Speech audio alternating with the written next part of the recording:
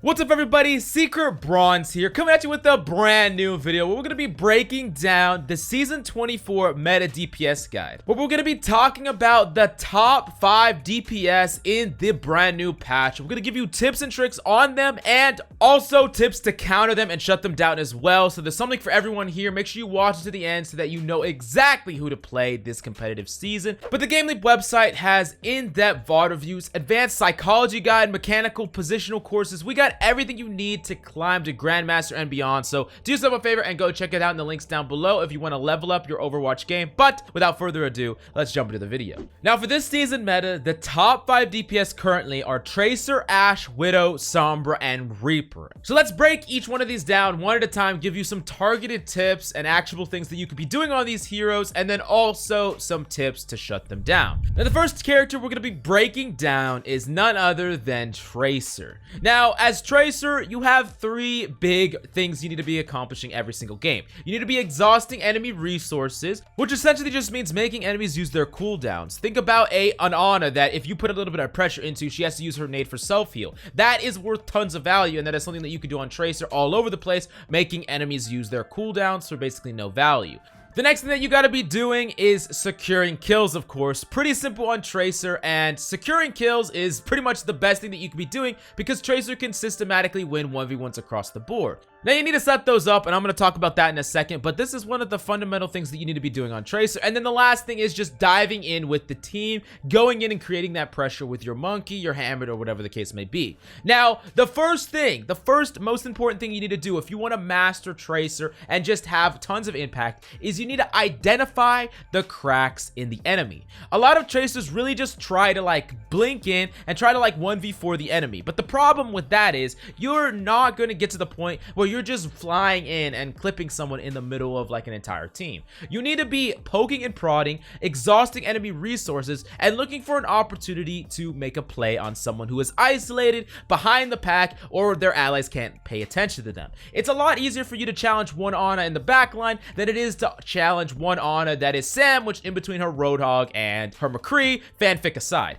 Now the next thing that you need to understand about Tracer is ability management is the hardest to master. You see, if you ever watch a high level Tracer player, they're not just exhausting all their blinks all the time. They're blinking at the right times to give themselves some buffer to get those cooldowns back. They would be blinking, doing a little bit of damage, blinking again, doing a little bit of damage, and really paying attention to what the enemy is doing, what they're looking at, what cooldowns they have. And the only way to get good at this is just try to get as much value as possible with every single blink or every single ability. Do not overly waste abilities when you don't have to, and realize that if you can convert on your blinks for raw value, whether that means abilities or kills or whatever the case may be, that means that you're actually using Tracer's abilities successfully. Now the last thing that you need to understand about Tracer is that as your aim improves, so does your potential plays. You can't go in and one clip an Ana if you don't have the mechanical skill to do so. You're going to be able to duel and McCree so much quicker and so much more consistently when you have more mechanical skill. And that's why if you want to play Tracer, you got to put time and effort every single day to hone your mechanical skill. It is incredibly important because just having a tiny bit more DPS can exponentially increase your impact. Now the one counter tip that I got for you on Tracer is if you are up against a good Tracer, you need to be tracking her cooldowns and call when she has either low blinks or no recall, because that's the time frames where you can really punish a Tracer, and you need to relay that to your entire team. So just blink, blink, blink, recall. You see that going on, you can call those things to your allies and allow them to make a play based on that information. Now moving on to the next hero that we got to cover in this video is none other than Sombra. Now right off the bat, you got to understand that it's going to be harder to play Sombra in low elo because of a lack of coordination unless you have a duo. And people ask me, what is the best duo for Sombra? Well, you just want someone that can follow up on your hacks and create plays. So someone like Reaper who could feast on a tank that gets hacked. Even someone like Ana who can use the shield going down as an opportunity to get a nade play in. Someone like Ryan or Monkey that can really go in and basically abuse an enemy that gets hacked or can help you convert on that for a kill. If you have one of these duo partners and y'all are working together, then you can make Sombra work at any elo. But if you're a solo queue player, it's going to be pretty hard to play Sombra just because of the lack of focus fire that can happen in the low ranks of play. So definitely keep that in mind. Now, the next thing you need to understand about Sombra is some hack targets are actually useless and some are fantastic. For example, some characters that are really poor to hack would be a character like Widowmaker, a character like Ashe, a character like McCree, a character like Ana. Typically, hit scans are not that great to hack. Yes, you stop their abilities for a certain amount of time, but a lot of their raw value comes from their primary weapon. Now, a character that is the complete opposite of that would be like a character like Hammond, a character like Doomfist, a character like Genji. These are characters that without their abilities, they become stunted. They become unable to do what they predominantly do. And those are the priority hack targets, not the McCree that's on the high ground or the Widow in the back line. Instead of spending time to hack a Widowmaker, if you get close enough to her, just kill her with your regular gun. You don't need to hack her, because if you try to hack her, she could still get an opportunity to flip around and headshot you. It's not going to stop her from headshotting people. So definitely keep that in mind. Sombra has good and bad hack targets. Don't just hack everyone you go up against. Now, the last thing we got to talk about Sombra is the #1 mistake, and that's stop hacking every mega. If there's a mega that is highly contested, you can hack it and you can use it as a team, hide in there, or have it as a retreat place, but do not go around the map trying to like collect them all and hack all the megas. It doesn't really do anything, and as Sombra, you really should just be getting heals from your team and not from just your megas, so that allows you to stay in the fight a lot more. You can play on the high ground, your Ana can heal you, your Zen can discord you, or whatever the case may be, and instead of using the translocator as a go back to spawn or go back to health pack, you're using it as a mobility tool to allow you to get in and get out of combat. Now, the #1 counter tip that we got for you up against Sombra is, first off, you need to be spy checking on characters that can do so, and there's a lot of characters that can do so. Characters like Soldier, characters like Diva are incredibly good at spy checking. Just spraying around is basically free, and if you catch a Sombra out of her invis, she basically has to translocate, which through the setup and the entire thing could just make her get her ultimate exponentially later in the game, which is really, really powerful. And then also, you need to be trying to cancel hacks consistently. Hacks can get a ton of value, but if you can cancel them, then usually that person's gonna have to disengage. So if you're on the high ground as someone like Soldier, or you're even playing someone like Tracer, you're playing someone like Diva, you need to be cognizant of what the Sombra's trying to do, and if you can consistently cancel her hacks over and over again, that can really be the difference between a won and lost team fight. Lastly, as an additional tip, the one ultimate, if you don't track any other ultimate in the entire game, the one ultimate that you have to track is EMP. If you are grouped together and get hit by an EMP, it's a lost fight, okay? So when you know that the enemy has an EMP, split up, take separate engagements, and try to set the Sombra up in a scenario where she doesn't have a clear-cut EMP, because if you give that to her, she's gonna capitalize on it and just roll your entire team. Now move on to the next character we have for you on the list to dominate the Season 24 meta is none other than Reaper. Now to play Reaper, what you need to really utilize is his time to kill, how much burst damage he does. So as such, you need to be setting up in scenarios in which the enemy cannot react. This means dropping down on the high ground and pumping someone. This means flanking and being right on their support and basically killing that support before the enemy even has any time to turn around or react to it all. You see characters like Ana if you get your pellets in, characters like Zenyatta, and really even characters like McCree, if you get that first shot in without him realizing, you can destroy these characters so quickly that enemies are basically going to be dead, and by the time they turn around, you're already wraithing away and getting out of combat. Now, the next thing you could do is abuse out of position tanks. Reaper's so good at this, you really can walk right up to a tank and just abuse them. If Orion is walking forward with his shield, you walk right up to him and you just start shooting him. If he puts down his shield to try to swing at you, he's going to be subject to your team fire, and you can always wraith away if your health total gets too low. Now, the last thing that you should be doing on Reaper is flank or engage enemies as they are focusing someone else. The best thing in this current meta is when your monkey jumps in with, he gives bubble by Zarya, and he jumps in with his own bubble. He deserves a lot of focus. A lot of people are going to be using their cooldowns on him, using their boop, using their sleep dart, using their McCree stun. There's a lot of abilities that they're going to be using onto this monkey, but when they do that, if you flank behind them at the exact same time, you're going to be able to get a lot of value. And honestly, if enemies don't have any form of CC,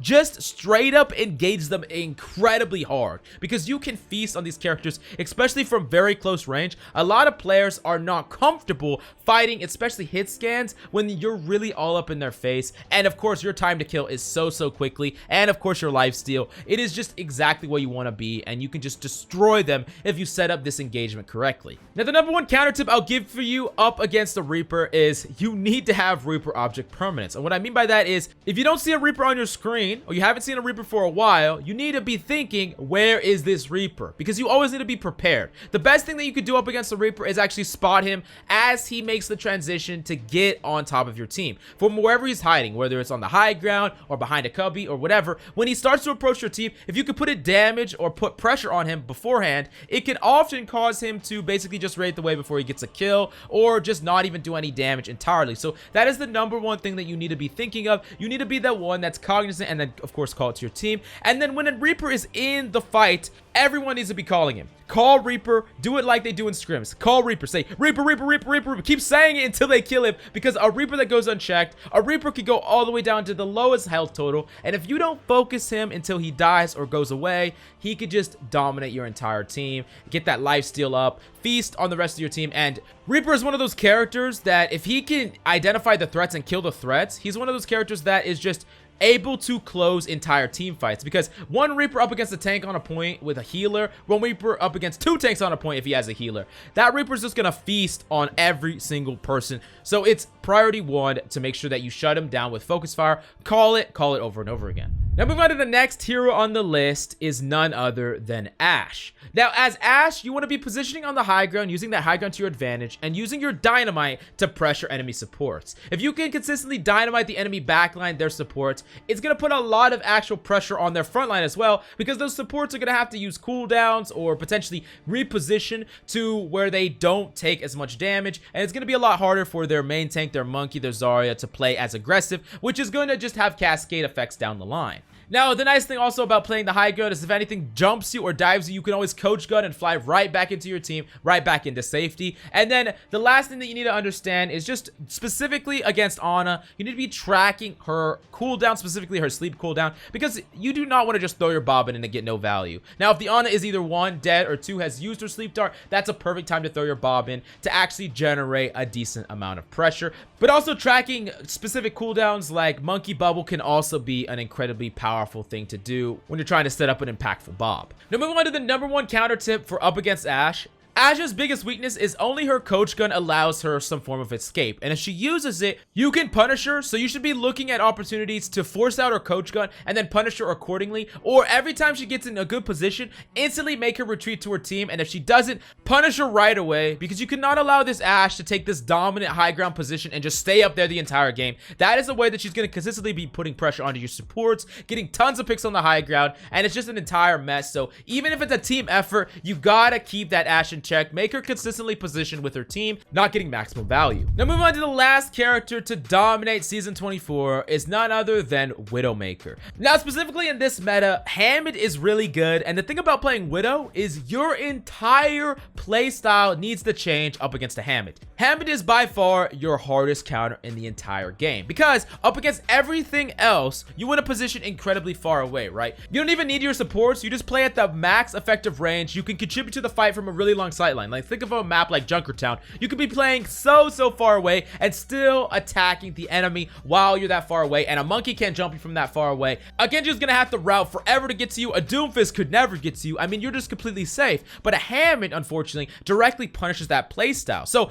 against everything but a Hammond, you want to position as far as possible. Of course, you're probably gonna have to go up in the Widow 1v1 duel, but that's fine. And then you just put in value far outside the effective range of anyone, and then you just make sure that you track like different characters like Tracer or Genji or whatever. As they route to you, you're gonna get multiple times to shut them down during their transition. Now with Hammond in particular, you're gonna have to split a middle ground. You're gonna have to be like a grapple distance away from a support, because if you ever get caught out too far away, the Hammond's just gonna basically get to solo kill you, and that is not something you want to do, because they could force out your grapple, chase you again, and kill you. And that is why you need to fundamentally change your playstyle depending on if the enemy team has a Hammond or not. Now the next thing about Widowmaker is I see this a lot with Widowmakers. For some reason, when they want to practice and get better at Widow, they only practice Widow headshot. Yeah, sure, you can headshot Widows in a controlled environment, but the thing is, there's more to playing Widow than just headshotting other Widows, right? You not only need to be winning the Widow matchups, but you also need to be winning just the solid matchups up against some divers, up against Tracers, shooting Monkeys as they jump in before they bubble. There's a lot of intricacies in matchups, And if you're gonna practice Widow, I would suggest try to free-for-all for going up against a lot of those scrappy dive targets. But in general, the best way to practice is gonna be in-game, rather than just playing Widow headshot 24/7. That's only gonna improve one aspect of your Widow gameplay, and if you only do that, you might actually learn bad Widow habits as well, so definitely keep that in mind. Now, as for the #1 counter tip when going up against a Widow is make sure that you do not peek her during setup. And this one seems pretty obvious, but you'd be surprised how many people do this where they're trying to set up to engage and they're already peeking the choke when they're up against the Widow. What you realistically should be doing is not peeking the enemy at all and then traveling through the open space as quickly as possible and give that Widow as small of a possible window to get a pick. And then by the time she actually has more opportunities to get picks, you're already in an area where it's a lot easier to contest her, and that puts more pressure on her and it makes it a lot harder for her to hit shots consistently. So as long as you follow this guideline, you're gonna have a lot better time dealing with Widows in general. Now, of course, you're gonna be able to dominate with Widowmaker, Ashe, Tracer, Sombra, and Reaper if you go to the GameLeap website and check out our in-depth VOD review section. We have in-depth advanced Grandmaster VOD reviews over every single one of these characters, so you can easily learn step by step how to master these heroes with ease. So do yourself a favor and go check it out in the links down below. Thanks so much for coming by. That's all I got for you today. I'm Coach Mills, and of course, until next time.